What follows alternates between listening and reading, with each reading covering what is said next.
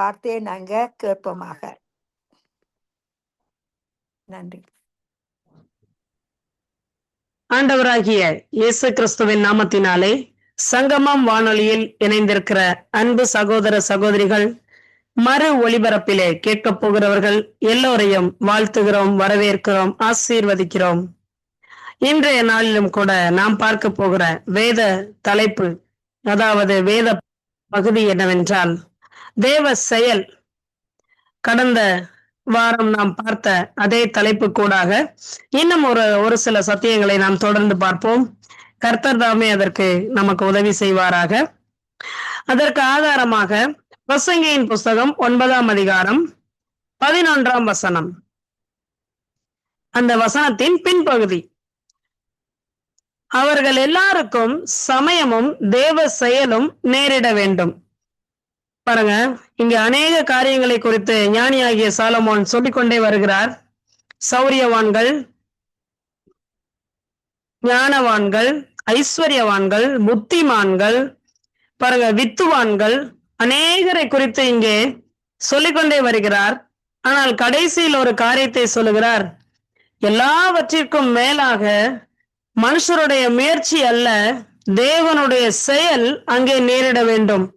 தயை அடைகிறதற்கு கூட, கர்த்தருடைய தயை அடைகிறதற்கு தேவ செயல் அங்கே பாருங்கள், அந்த அவருடைய காரியத்திலே வெற்றி பெறுவதற்கு, தாங்கள் செய்ய நினைத்த காரியம் சித்தி பெறுவதற்கு, அவர்கள் எடுக்கிற எல்லா முயற்சிகளிலும் வெற்றி பெறுவதற்காக அங்கே ஒரு தேவ செயல் நேரிட வேண்டும் என்று ஞானி ஆகிய சாலமோன் அங்கே கூறியிருக்கிறார். இன்றைய நாளிலும் கூட நாம் அதனை தொடர்ந்து மனுஷருடைய செயலும் பாருங்க, அது எப்பேற்பட்ட விதத்திலே நம்முடைய வாழ்க்கையிலே கிரியை செய்து வெற்றி அடைய செய்கிறதா அல்லது தோல்வியை கொண்டு வந்து நிறுத்துகிறதா? பாருங்க, எப்போதுமே மனுஷருடைய முயற்சி ஒரு எல்கைக்கு உட்பட்டதா இருக்கிறது. அதற்கு ஒரு லிமிட்டேஷன் இருக்கு. பாருங்க, மனுஷருடைய முயற்சி எல்லாத்துக்கும் லிமிட்டேஷன் இருக்கு. பாருங்க, கர்த்தருடைய செயல் மாத்திரமே லிமிட்டேஷனே கிடையாது. எல்கைகளை கடந்தவர், காலங்களை கடந்தவர், எல்லா லிமிட்டேஷன்களுக்கும் பாருங்க அப்பாற்பட்ட தேவன். அவருடைய கரத்தின் கிரியைகள் பாருங்க வானங்களுக்கு மேல இருக்கிறது. அவருடைய மகிமை பாருங்க காற்றை விட அதிகமா இருக்கிறது. அவருடைய வேகம் பாருங்க ஒளியின் வேகத்தை விட அதிகமாய் பாருங்க கடந்து செல்கிறாராம். நம்முடைய தேவன் பாருங்க எல்லைகளுக்கு இயற்கைக்கு அப்பாற்பட்ட எல்லா விதத்திலும் அவர் பெரியவராயிருக்கிறார். அவருடைய செயல் பெரியதா இருக்கிறது. அவருடைய தேவ செயலுக்கு முன்பதாக நம்முடைய உதவி, நாம் அவருக்கு ஏதாகிலும் செய்த பிறகுதான் அவர் நம்முடைய வாழ்க்கையிலே தேவ செயலை, அவருடைய காரியத்தை, அவருடைய வல்லமையை, அவருடைய மகிமையை வெளிப்படுத்த போகிறாரா? இல்லை. நாம் பிறப்பதற்கு முன்பதாகவே, அருமையானவர்களே, நாம் முன்னோர்கள் யாவரும் ஆதி பிதாக்கள் வாழ்ந்த காலத்திற்கு முன்பதாகவே, இன்னும் அதிகமாக சொல்ல போனால் அப்போஸ்தலனாகிய பவுலடிகளார் சொல்வார், உலக தோற்றத்திற்கு முன்னே பாருங்க, உலகம் தோன்றுவதற்கு முன்பதாகவே உங்கள் பேரிலே பாருங்க அன்பு வைத்த தேவன், நமக்கென்று ஒரு திட்டத்தை போட்டு வைத்த தேவன். அவருடைய செயல் நிறைவேறுவதற்கு மனுஷனுடைய முயற்சி தேவையே இல்லை. பாருங்க, இன்றைக்கும் கூட அதற்கு ஆதாரமாக ஒரு வேத சம்பவத்தோடு நாம் பார்ப்போம் என்றால், தேவனுடைய செயல் நம்முடைய வாழ்க்கையிலே எவ்வாறெல்லாம் செயல்படுகிறது, தேவன் எப்பேற்பட்ட இடங்களில் எல்லாம் நம்முடைய காரியங்களிலே ஈடுபடுகிறார். பாருங்க, தேவ செயல் நம்முடைய வாழ்க்கையிலே செய்யப்படுவதற்கென்று நாம் அவருக்காக என்ன செய்கிறோம்? நம்மை அர்ப்பணிக்கிறோமா? இல்ல தேவனுடைய செயலுக்காக காத்திருக்கிறோமா? அல்லது நாம் முந்திக் கொண்டு அதற்கு மேலான ஒரு காரியத்தை செய்கிறோமா? அப்படி செய்தவர்களுடைய நிலைமை என்ன? வேதத்தின் ஆதாரத்தில் பாருங்க நாம் இன்றைய தினம் பார்க்க போகிறோம். எல்லோருக்கும் தெரிந்ததே ஆபிரகாம் ஐயாவை பற்றி. பாருங்க, விசுவாசிகளின் தகப்பன் என்று ஆண்டவராலே பேர் பெற்றவர் இவர். பாருங்க, 100 வயது சென்றவனா இருந்தும் பாருங்க பிள்ளை பேர் இல்லாத ஒரு நிலைமையில இருந்தார். ஆனால் ஆபிரகாமுக்கு தேவன் வாக்கு பண்ணி இருந்தார், உன் சந்ததியை வானத்து நட்சத்திரங்களைப் போலவும் பூமியின் பாருங்க கடற்கரை மணலை போலவும் தூளை போல அவருடைய சந்ததியை பெருக பண்ண போறேன்னு சொல்லிட்டாரு. ஆனா ஒரு பிள்ளை கூட இல்லை. வாக்கு தத்தத்தை கொடுத்து விட்டார், ஆனால் அங்கே செயல்பாட்டிலே இல்லை. இவர்களுக்கோ வயது சென்று கொண்டே இருக்கிறது. அதற்கு பாருங்க வயது சென்று கொண்டே இருக்கிறது. உடனே இந்த ஆபிரகாமின் மனைவியாகிய சாராள் அம்மா பாருங்க, ஒரு மாம்சீக முயற்சி, மனுஷருடைய செயல் அங்கே பாருங்க செய்யப்படுகிறது. அதனாலே விளைவு என்ன? ஆதியாமத்தின் புஸ்தகம் 16ஆம் அதிகாரம் 1ஆம் வசனம் முதல் 4ஆம் வசனம் வரை ஒரு சம்பவத்தை குறித்து எழுதப்பட்டிருக்கும். பாருங்க, வானத்தையும் பூமியும் படைத்த தேவன் ஆபிரகாம் இடத்துல சொல்லிவிட்டு போய்விட்டார், உன் சந்ததி உனக்கு ஒரு குமாரனை கொடுப்பேன் என்று சொல்லிவிட்டு போய்விட்டார். ஆனால் அவருடைய பேரிலே, அவருடைய செயலுக்காக, அந்த சமயத்திற்காக இவர்கள் பாருங்க காத்திருக்காமல் இவர்கள் என்ன செய்யறாங்க பாருங்க, இவங்களாம் ஒரு முயற்சி எடுக்கிறாங்க. அதனுடைய விளைவுதான் பாருங்க, எகிப்து தேசத்தின் அடிமை பெண்ணாகிய சாராள் பாருங்க, அடிமை பெண்ணாகிய ஆகார், அந்த ஆகாரை பாருங்க ஆபிரகாம் ஐயாவுக்கு ஒரு மறுமனையாட்டி அங்க சாராள் அம்மா கொடுக்குறாங்க. அதனுடைய விளைவு என்ன? இன்னும் ஒரு பெரிய சந்ததி அங்க உருவாக்கப்படுகிறது. அதனால என்ன ஆகிறது பாருங்க, இவங்க நினைச்சுக்கிட்டாங்க, சாராளமா நினைச்சுக்கிட்டாங்க, ஓகே நாமளா ஒரு முயற்சி செய்து நம்முடைய சந்ததியை பாருங்க பெருக பண்ணுவோம், ஒரு சந்ததியை உருவாக்குவோம், நம்முடைய முயற்சி அதற்கு ஒரு ஒரு ஒரு ஒத்தாசையா இருக்கும், ஆண்டவருக்கே உதவி செய்கிறது போல இந்த சாராளமா நினைத்து பாருங்கள், அந்த எகிப்து தேசத்து பெண் பாருங்க, இஸ்ரவேல் தேசத்து பெண் அல்ல, அந்த ஆபிரகாமுடைய மனைவி அல்ல, கர்த்தருடைய வாக்குத்தத்தத்திற்கு புறமானவர்கள் பாருங்க, அங்கிருந்து ஒரு சந்ததியை எழும்ப பண்ணிவிட்டார்கள் இந்த சாராளமா. இதுதான் மாம்ச முயற்சி. என்றைக்குமே பாருங்க, நாம் எடுக்கிற முயற்சிகளுக்கு முன்பதாக கர்த்தரிடத்திலே போய் ஆலோசனை கேட்க வேண்டும்.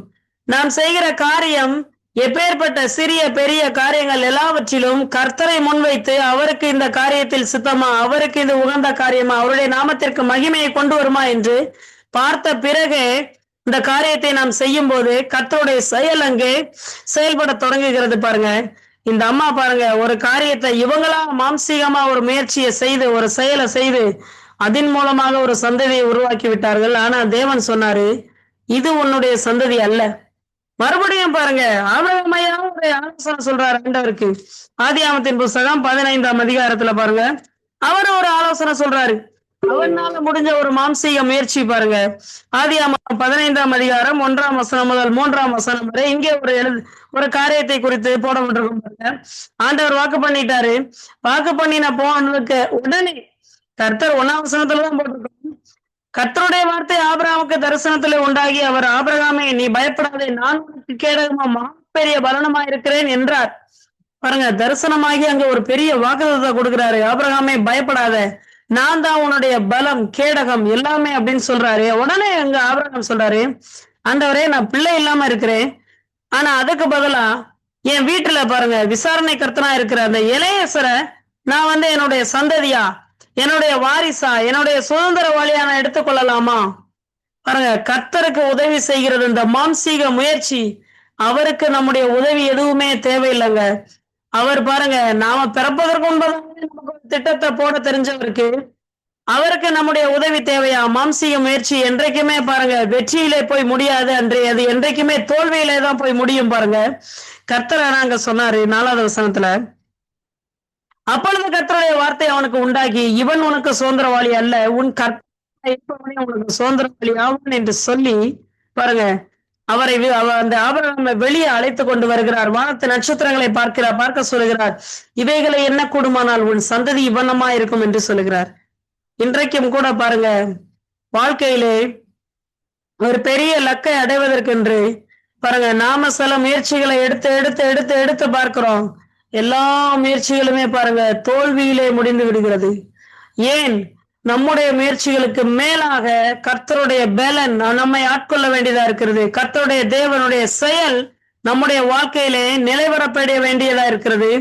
இங்கேயும் பாருங்க, ஆபிரகாம் ஐயாவா ஒரு ஆலோசனை சொல்றாரு, ஆனா அதிலும் பாருங்க ஆண்டவர் அங்க ஒரு காரியத்தை சொன்னாரு, உன்னுடைய முயற்சி அல்ல ஆபிரகாமே, என்னுடைய தேவ செயல் எப்படி இறங்கிற்று. 100 வயது சென்ற அந்த ஆபிரகாமினுடைய சரீரத்தை தேவன் பலப்படுத்தினார், சாராளமானுடைய கற்பத்தை தேவன் பலப்படுத்தினார். அங்கே அவர்களுக்கு ஒரு தேவ செயல் நேரிட்டது.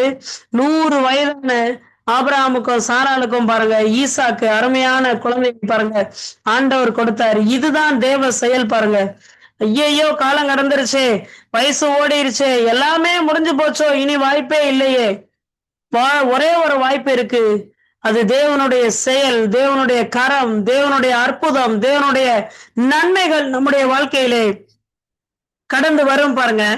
இது இன்னும் ஒரு சம்பவம் கூட நாம் பார்க்கலாம். அனைவருக்கும் எல்லாருக்கும் கிறிஸ்தவ வட்டாரங்களுக்கே தெரிந்த செய்திதான் பாருங்க. ஆதாம் பாருங்க, கர்த்தருடைய முதல் படைப்பு, அவனுடைய இந்த மனுஷனுடைய முதல் படைப்பு, ஆதாமை படைத்து பாருங்க, பகலின் குளிர்ச்சியான வேலைகளை ஆண்டவரோடு சம்பாசித்துக் கொண்டிருந்தார், அவரோடு இணைந்திருந்தார், அவருடைய வார்த்தைகளை கேட்டுக்கொண்டிருந்தார், அவரை போலவே இருந்தார் பாருங்க. பிசாசுக்கு செவி கொடுத்த மாத்திரத்திலே அவர்கள் பாருங்க பாவத்திலே விழுந்தார்கள். விழுந்த மாத்திரத்திலே பாருங்க, இது வரைக்கும் அந்த ஆதாமும் ஏவாளும் ஒரு மாம்சீக முயற்சி கூட அங்க எடுக்கவே இல்லைங்க ஏதேன் தோட்டத்துல.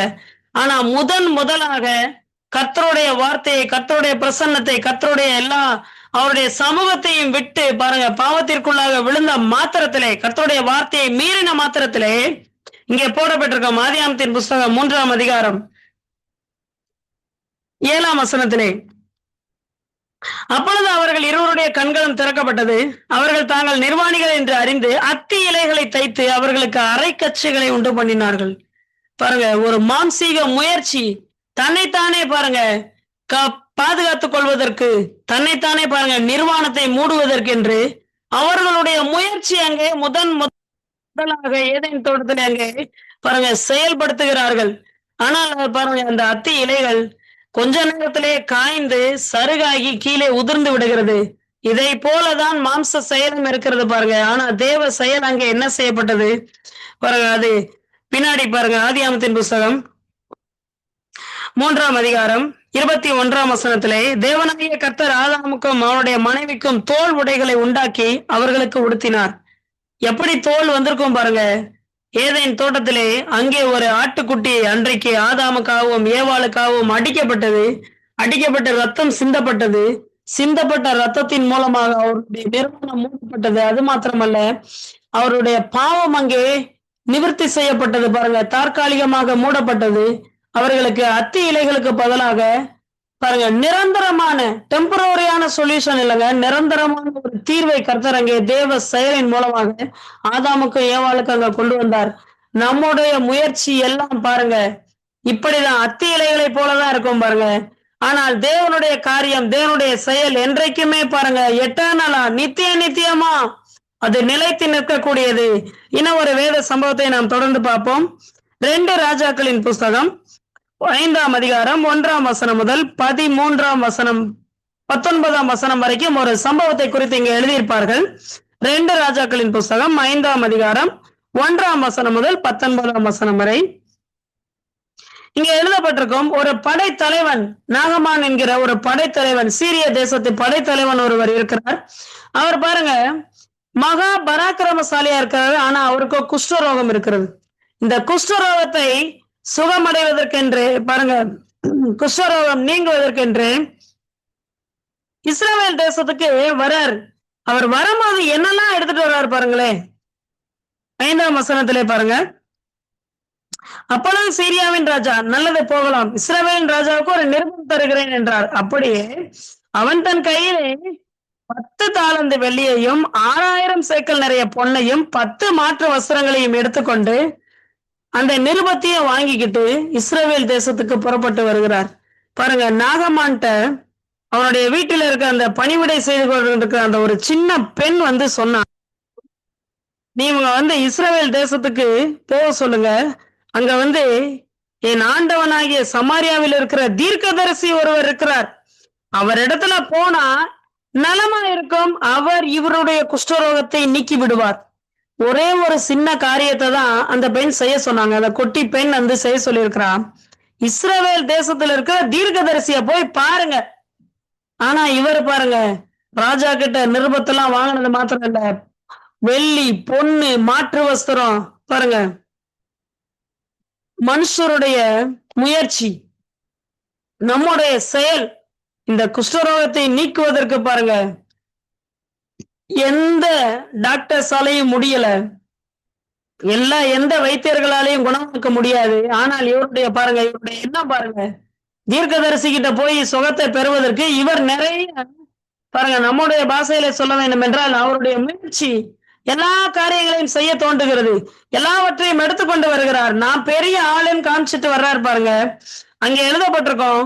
இவர் பாருங்க 7ஆம் வசனத்துல ஒரு முக்கியமான வசனத்தை இங்க போடப்பட்டிருக்கு. இஸ்ரவேலின் ராஜா அந்த நிருபத்தை வாசித்த போது தன் வஸ்திரங்களை கிழித்துக் கொண்டு ஒரு மனுஷனை அவன் குஷ்டரோகத்தை நின்று நீக்கிவிட வேண்டும் என்று அவனிடத்தில் நிருபத்தில் வாங்கி அனுப்புகிறதற்கு கொல்லவும் உயிர்ப்பிக்கவும் நான் தேவனா? இவன் என்னை விரோதிக்க சமயம் தேடுகிறான் என்று சிந்தித்து பாருங்க. அந்த இஸ்ரவேலின் ராஜாவுக்கு ஒண்ணுமே புரியல. இவர் எதற்காக நாகமான் வந்திருக்கிறாரு? என்ன குஷ்டரோகத்தை நீக்கிறதுக்கு நான் தேவனா? பாருங்க, அங்கே ஒரு காரியம் எழுதப்பட்டிருக்கோம், சமயம் தேடுகிறார். இவர் பாருங்க ஏதோ இஸ்ரவேலுக்கு ஒரு சமயத்தை தேடிக்கிட்டு இருக்கிறாருன்னு இஸ்ரவேலின் ராஜா பாருங்க ரொம்ப கோபம் அடைகிறாரு. அது மாத்திரம் இல்ல, அதுக்கு பிறகு இந்த நாகமானுக்கு புரியுது எலிசா என்ற தீர்க்கதரிசியை நாம் போய் சந்திக்க வேண்டும் என்று. அதற்கு பிறகு பாருங்க 10ஆம் வசனத்தில் போடப்பட்டிருக்கோம், எலிசா தீர்க்கதரிசி அந்த வாசற்படிக்கு தான் வருவாங்க. தீர்க்கதரிசி ஐயா உள்ளே இருந்து ஒரு காரியத்தை சொல்லுவாரு. அவனிடத்தில் ஆள் அனுப்பி நீ போய் ஸ்நானம் பண்ணு, அப்பொழுது மாம்சம் மாறி நீ சுத்தமாவா என்று சொல்ல சொன்னான். இவருக்கு ஒரு பெரிய செய்தியை மட்டும் அனுப்பிச்சிட்டாரு. நீ வாசப்படியில நிக்க வேணாம், கடந்து போய் யோர்தான் நதியில 7 முங்கி எதிர்ச்சி நீ போ, உன் மாம்சம் சுத்தமாகும். பாருங்க, ஒரே ஒரு வார்த்தையை தான் எலிசா தீர்க்கதரிசி அங்க சொல்லி அனுப்புறார். அவர் வீட்டுக்கு வெளியே வரல. இவர் குதிரைகளோடும் பாருங்க வேலைக்காரரோட அந்த சேவரோட பெரிய பரிவாரத்தோட இங்க நாகமான் நிக்கிறார். எலிசா தீர்க்கதரிசி வீட்டு வாசற்படியில. இவரோட எண்ணங்கள்லாம் வேற. அதனாலதான் பாருங்க இவருடைய மாம்சீக முயற்சினாலதான் பொண்ணு வெள்ளை பாருங்க மாற்று வஸ்திரங்கள் என்னென்னத்தையும் எடுத்துக்கிட்டு வருகிறார். ஆனா தீர்க்கதரிசி வெளியே வந்து கூட பார்க்கலங்க. இவர் இன்னார்னு கூட அவர் பார்க்கவே இல்லை. தீர்க்கதரிசிட்ட இருந்து ஒரு செய்தி மட்டும் வருகிறது, ஒரு வார்த்தை மட்டும் வருகிறது. யோர்தான் நதியில போய் 7 தடவை முங்கி எழும்பு, உன் மாம்சம் சுத்தமாகும் என்று சொல்லிட்டாரு. ஆனா 11ஆம் வசனத்துல எழுதப்பட்டிருக்கோம், 2 ராஜாக்களின் புஸ்தகம் 5ஆம் அதிகாரம் 11ஆம் வசனம்.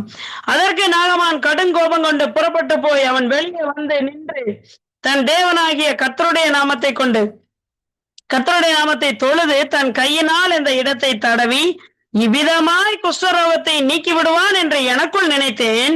நான் ஸ்நானம் பண்ணி சுத்தமாகிறதற்கு இஸ்ரவேலின் தண்ணீர்கள் எல்லாவற்றை பார்க்கிலும் தமஸ்குவின் நதிகளாகிய ஆப்னாவும் பர்பாரும் நல்ல என்று சொல்லி உக்கிரத்தோட திரும்பி போய்விட்டான். பாருங்க, அவருக்கு இந்த நாகமான் பாருங்க சீரிய தேசத்தின் படைத்தலைவன், நம்மளுடைய ஆர்மி கமாண்டர்ஸ்ல பாருங்க கேப்டன். அவர் கேப்டன் மாதிரி ஒரு பெரிய தலைவனா இருக்கிற ஒரு ஆளு பாருங்க, அவர் எப்படி மனசுல நினைச்சிட்டு இருக்காரு. ஆனா பராக்கிரமசாலின்னு போடப்பட்டிருக்க குஷ்டரோகம் நிறைந்த ஒரு வியாதி பிடிச்ச ஒரு மனுஷன் கர்த்தருடைய தீர்க்கதரிசியை தேடி வந்துட்டாரு. ஆனா அவர் சொல்றாரு, அந்த தீர்க்கதரிசி வந்து அந்த குஷ்டரோகம் இருக்கிற இடத்துல அவர் கைய வச்சு தழுவி இப்படி சுத்தமாக்குவார்னு நான் மனசுல நினைச்சிருந்தேன். ஆனா இந்த தீர்க்கதரிசி ஐயா நீ போய் யோர்தான்ல முங்குன்னு சொல்லிட்டாரு. ஏன் எங்க ஊர்ல இதை பார்க்கிலும் யோர்தானின் நதிகளை பார்க்கிலும் நல்ல நதி ஆப்னாவும் பர்பாரும் ஓடிக்கிட்டு இருக்கேன், அங்க போய் நான் முங்கிக்கிற மாட்டேனா அப்படின்னு சொல்லி இங்க போடப்பட்டிருக்கு. உக்குரத்தோட திரும்பி போனான். அருமையானவர்களே, இன்றைக்கும் கூட பாருங்க நாம கூட சில நேரம் பல வேளைகளிலே இவ்விதமான காரியத்தை நாம் செய்வதுண்டு. கர்த்தருடைய வார்த்தை மிக மிக எளிதாக நம்மை சேரும். ஆனால் அதையெல்லாம் நாம் பாருங்க காது கொடுத்து கேட்பதே இல்லை, செவி சாய்ப்பதே இல்லை, அதற்கு பாருங்க இருதயத்தை அர்ப்பணிப்பதில்லை. நம்முடைய முயற்சிக்கு நேரே நம்முடைய சிந்தையும் நம்முடைய செயலும் நம்முடைய நடக்கைகளும் வேறு விதமாய் செல்லும் போது அங்கே பாருங்க கர்த்தருடைய வார்த்தையின் பேரிலே ஒரு விசுவாசம் எழும்பாது. நம்முடைய முயற்சி தலை தோங்கி பாருங்க நின்று கொண்டிருக்கும். அங்கே கர்த்தருடைய செயல் நிறைவேறாது. எங்களுடைய கர்த்தருடைய செயல் பாருங்க பிரவாகிப்பதற்கு செயல்படுவதற்கு அங்க ஒரு சாத்தியக்கூறு சமயமே இல்லாமல் போய்விடும் பாருங்க. ஆனா இந்த நாகமான் கூட இருந்த ஒரே ஒரு வேலைக்காரன், ரொம்ப அற்புதமான ஒரு வேலைக்காரன் கூட இருந்திருக்கான் பாருங்க. அவர் சொல்கிறார் பாருங்க 13ஆம் வசனத்திலே, அவன் ஊழியக்காரர் சமீபத்தில் வந்து அவனை நோக்கி, தகப்பனே, அந்த தீர்க்கதரிசி ஒரு பெரிய காரியத்தை செய்ய உமக்கு சொல்லி இருந்தால் நீர் அதை செய்வீர் அல்லவோ? ஸ்நானம் பண்ணும், அப்பொழுது சுத்தமாவீர் என்று அவர் உம்மோட சொல்லும் போது அதை செய்ய வேண்டியது எத்தனை அதிகம் என்று சொன்னான். பாருங்க, அருமையான வேலைக்காரனை நாகமான் அன்றைக்கு கூட வச்சிருந்திருக்கிறார். அவர் சொல்றாரு பாருங்க, அந்த தீர்க்கதரிசி பெரிய காரியம், மலையை பேத்துட்டு வாப்பா, இத்தனை நாட்டோட போரிட்டு நீ வெற்றி பெற்று வா, இத்தனை ராஜாக்களுடைய தலைகளை நீ எடுத்துக்கொண்டு வா, அப்பதான் உனக்கு இந்த சுகத்தை கிடைக்குன்னு சொல்லி இருந்தா நீ செய்திருக்க மாட்டியா?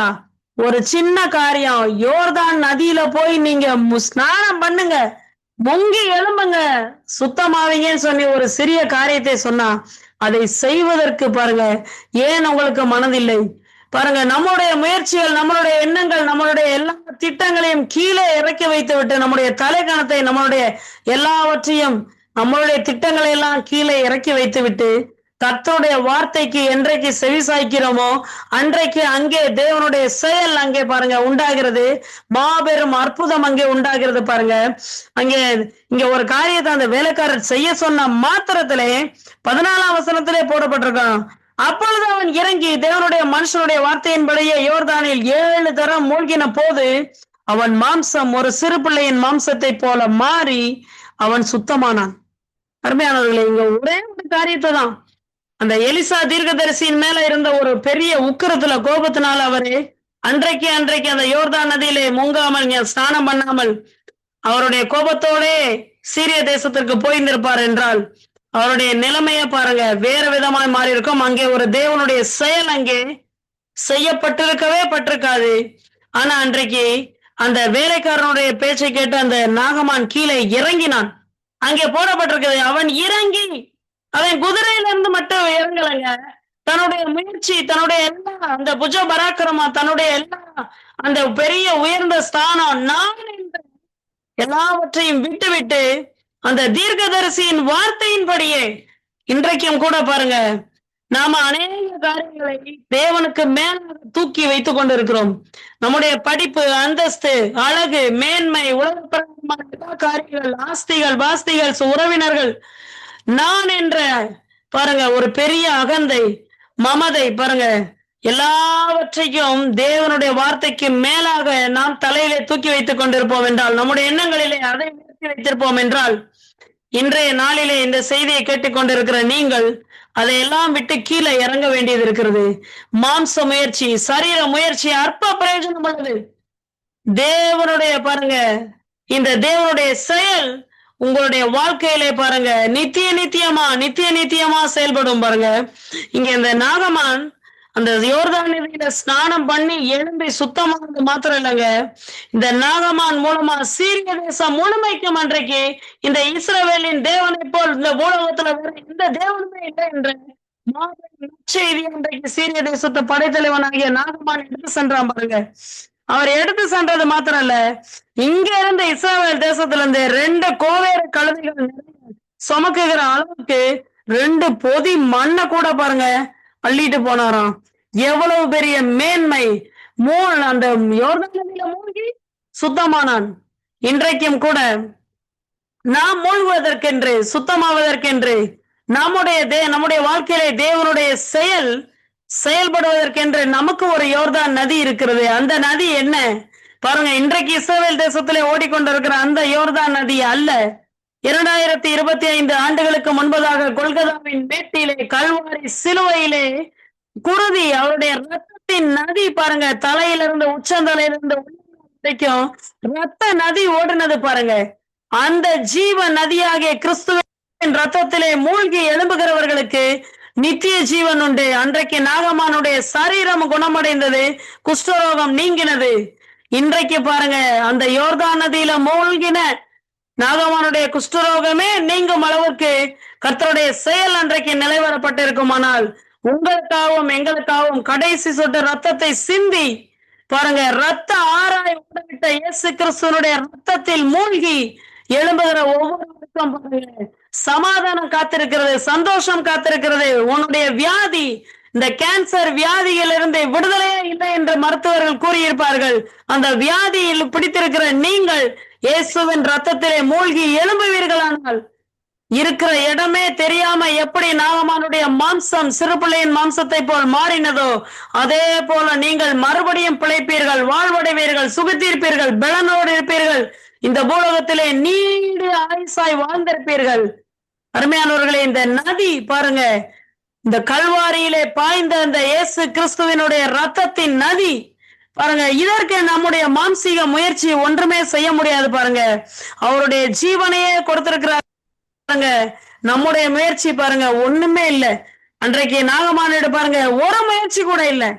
அன்றைக்கு ஆதாமுக்கு பாருங்க அவருடைய முயற்சி எல்லாம் அத்தியலை தான். ஆனா அன்றைக்கு அந்த ஆபிரகாம் பாருங்க எலையேசர சொன்னாரு, சாராளமா ஆகாரம் கொடுத்தாங்க. ஆனா எல்லாவற்றிற்கும் மேலாக எல்லாருடைய வாழ்க்கையிலையும் தேவனுடைய செயல் அங்கே பாருங்க கடந்து வந்தது. தேவனுடைய செயல் மாபெரும் அற்புதத்தை அவருடைய வாழ்க்கையிலே செய்தது. சீரிய தேசத்து படைத்தலைவனாகிய அந்த நாகமானுடைய வாழ்க்கையிலே என்ன அற்புதம் நடந்ததோ அதை பார்க்கிலும் அதிகமாகவே உங்களுடைய வாழ்க்கையிலே இந்த தேவாதி தேவன் செய்யும்படியாக விரும்புகிறார். இன்றைக்கு இவ்வளவு பெரிய அற்புதத்தை அவருடைய தேவ செயலை என்னுடைய வாழ்க்கையிலே நான் எப்படி பெற்றுக்கொள்வது? பாருங்க, அதற்கு நாம் செய்ய வேண்டிய காரியம் என்ன? ஒரே ஒரு காரியம் தான். அவர் பாருங்க கல்வாரி சிலுவையில ஏறி மரித்து அடக்கம் பண்ணப்பட்டு 3ஆம் நாளிலே உயிரோடு எழுந்து இன்றைக்கும் ஜீவாதிபதியாகிய பாருங்க கிறிஸ்துவாக ஆளுகை செய்து கொண்டிருக்கிறார். நாம் பாருங்க பெரிய காரியத்தெல்லாம் நம்மால செய்ய முடியாது, செய்யவும் முடியாது. அதற்கு நாம் பாருங்க திராணியற்றவர்களா இருக்கிறோம். ஆனால் நாம் இன்றைக்கு ஒரே ஒரு காரியத்தை செய்யலாம். எனக்காக ரத்தத்தையே ஆறாக ஓடவிட்ட இந்த இயேசு கிறிஸ்துவை நான் என்னுடைய உள்ளத்தில ஏற்றுக்கொண்டால் அன்றைக்கு பாருங்க யோர்தான் நதியில முங்கின நாகமானுக்கு மாம்சம் மாறினது. பாருங்க அந்த குஷ்டரோகம் பாருங்க அநேக இன்னைக்கு பாருங்க வியாதி மட்டும் குஷ்டரோகம் இல்லைங்க, மனதிலே பாருங்க டிப்ரெஷன் என்கிற வியாதி அநேகரை பிடித்து ஆட்டி கொண்டிருக்கிறது. எல்லாரையும் பார்த்தா டிப்ரெஷன் சொல்றாங்க. அதற்கு ஒரே நிவாரணம் இயேசு கிறிஸ்துவனுடைய கல்வாரி சிலுவை, அவருடைய ரத்தம், அவருடைய தழும்பு, அவருடைய காயங்கள் மாத்திரமே இன்றைக்கு நிவாரணமா இருக்கிறது. உங்களுடைய வாழ்க்கையிலே தேவனுடைய செயல், அவருடைய அற்புதம் நிலைவரப்பட வேண்டும் என்று விரும்புவீர்களானால் கர்த்தரை பாருங்க, அவரை ஆண்டவராக உள்ளத்துல ஏற்றுக்கொண்ட இயேசுவே நேரன் ஆண்டவரை என் உள்ளத்திற்குள்ள வாங்கப்பா, நீங்க என் உள்ளத்துல வாங்க, ஆளுகை செய்யுங்க, என் சரீரத்தை ஆளுகை செய்யுங்க, என் குடும்பத்தை ஆளுகை செய்யுங்க, என்னுடைய எல்லா இக்கற்றிலிருந்தும் என்னை விடுதலையாக்க உம்மாலை மாத்திரமே முடியும் ஆண்டவரே என்று முழுமையாக அன்றைக்கு நாகமான் கீழே இறங்கி வந்தான். இன்றைக்கு நீங்க பாருங்க இந்த கல்வாரி நாயகனம் இயேசு கிறிஸ்துவனுடைய பாத தண்டையிலே பாருங்க நீங்க இறங்கி வரும்போது அவர் பாருங்க உள்ளத்திலே வந்து குடிகொள்ள வாசமாயிருக்கிறார். உங்களுடைய உள்ளத்திலே அவர் வரும்போது உங்களுடைய எல்லா பிரச்சனைகளையும் நீக்கி போடுவார். உங்கள் கண்ணீர், கவலைகள், கஷ்டங்கள், பாரங்கள், மனக்கவலைகள், எல்லா வியாதியின் பிடிகளில் இருந்து கர்த்தர் உங்களை விடுதலையாக்க விரும்புகிறார். இந்த இயேசு கிறிஸ்து நேற்றும் இன்றும் என்றும் மாறாதவராக இருக்கிறார். ஒவ்வொருத்தருடைய வாழ்க்கையிலையும் துக்கத்தை சந்தோஷமாக மாற்றுகிறார். பாருங்க, களிப்போடு செழிப்போடு வாழ வைக்கிற தேவன் ஒருவர் உயிரோடு இருக்கிறார். அவருடைய பெயர் ஆண்டவராகிய இயேசு கிறிஸ்து. உள்ளத்திலே சொந்த இரட்சகராக ஏற்றுக்கொள்ளுங்கள், அவருடைய பிள்ளைகளாக மாறுங்கள், அவருடைய அளவில்லா நன்மைகள் எல்லாவற்றையும் பெற்று அனுபவியுங்கள். இந்த இயேசு கிறிஸ்துவை உலகம் முழுவதும் பறைசாற்றுங்கள். நாம் ஜெபிப்போமா? அன்பின் பரலோகத்தின் தேவனே, இந்த நல்ல நாளுக்காக உமக்கு நன்றி அப்பா. இந்த வானொலியோடு இணைந்திருக்கிற ஒவ்வொருத்தரையும் உம்முடைய நாமத்தினாலே ஆசீர்வதிக்கிறோம். உலகத்தில் உள்ள எல்லாரையும் கர்த்தாவே இயேசுவின் நாமத்தினாலே ஆசீர்வதிக்கிறோம். எல்லா மனுஷரும் ரட்சிப்பை அடைவதே உம்முடைய சுத்தமாயிருக்கிறது. இந்த செய்தி கடந்து செல்கிற எல்லா வீடுகளிலும், எல்லா மனுஷருடைய மனக்கண்களிலும் இந்த ரட்சிப்பு என்கிற தீவெட்டி கர்த்தாவே தீவிரமா எரிவதாக. வல்ல பெரும் ஆவியானவர் தாமே பலத்தை கிரியை செய்கிறபடியால் நன்றி. எல்லா மனுஷரையும் இயேசு கிறிஸ்துவுக்கு வேண்டும் என்று கட்டவிழ்த்துடுகிறோம் ஐயா. வானொலியோடு இணைந்திருக்கிற எல்லா அன்பு சகோதர சகோதரிகள் எல்லாரையும், அவருடைய குடும்பத்தாரையும் எல்லாரையும் இயேசுவின் நாமத்தினாலே ஆசீர்வதிக்கிறோம். கர்த்தாவே தொடர்ந்து இந்த வானொலியோடு அநேக ஜனங்கள் கேட்டு பயனடைய நீர் கர்த்தாவே மாபெரும் காரியத்தை நீர் செய்து கொண்டு வருகிறபடியால் நன்றி. இந்த வானொலியை மறு ஒளிபரப்பில கேட்கிறவர்கள் எல்லாரையும் உம்முடைய கரத்திலே ஒப்புக் கொடுக்கிறோம். எங்கள் எல்லாரையும் தாழ்த்துகிறோம் ஆண்டவரே. எல்லா துதியும் கனமும் மகிமையும் ஆண்டவராகிய இயேசு கிறிஸ்து ஒருவருக்கே ஏறெடுக்கிறோம். இயேசுவின் நாமத்தில் ஜெபிக்கிறோம் எங்கள் ஜீவனுள்ள நல்ல பிதாவே. ஆமேன், ஆமேன்.